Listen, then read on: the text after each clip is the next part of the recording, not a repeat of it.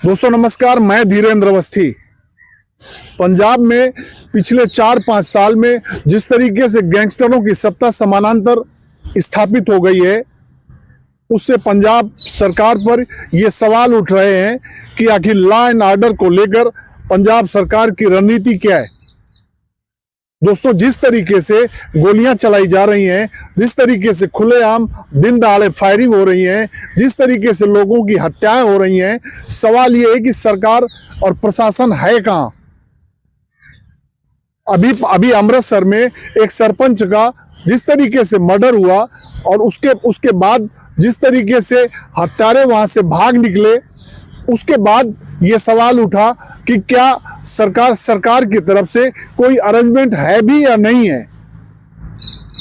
दोस्तों, अभी दो दिन में कुछ लोग पकड़े गए हैं। अमृतसर में सरपंच के हत्यारों को पकड़ा गया है। 2 लोग छत्तीसगढ़ की राजधानी रायपुर से पकड़ के लाए गए हैं।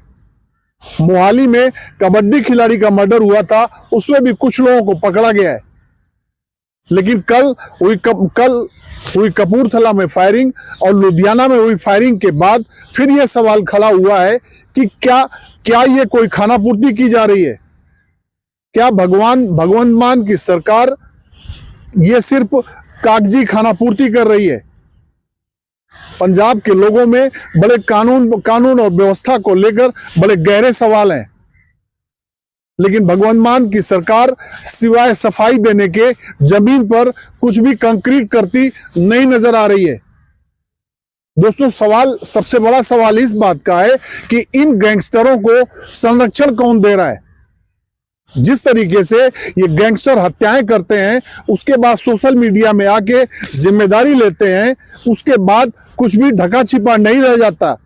सब कुछ पब्लिक डोमेन में आ जाता है कि किसने हत्या किया है और किस मकसद से किया है। ये गैंगस्टर साफ सोशल मीडिया में ये भी बताते हैं कि उनका मकसद क्या था हत्या के पीछे। बावजूद इसके सरकार इतनी निकम्मी क्यों है। बावजूद इसके भगवंत मान या राज्य के डीजीपी पब्लिक के बीच में आके जनता के बीच में आके अपनी सरकार की स्थिति क्या है वो स्पष्ट क्यों नहीं करते। उनसे जब भी सवाल किया जाता है, चाहे वो सरकार से हो चाहे पुलिस से हो, वो ऐसा लगता है कि जैसे कोई स्क्रिप्ट लिख दी गई है, वो लिखी हुई स्क्रिप्ट मीडिया के सामने आके बोल देते हैं। क्या इसके अलावा सरकार के पास गैंगस्टरों से निपटने के लिए कोई सोल्यूशन है।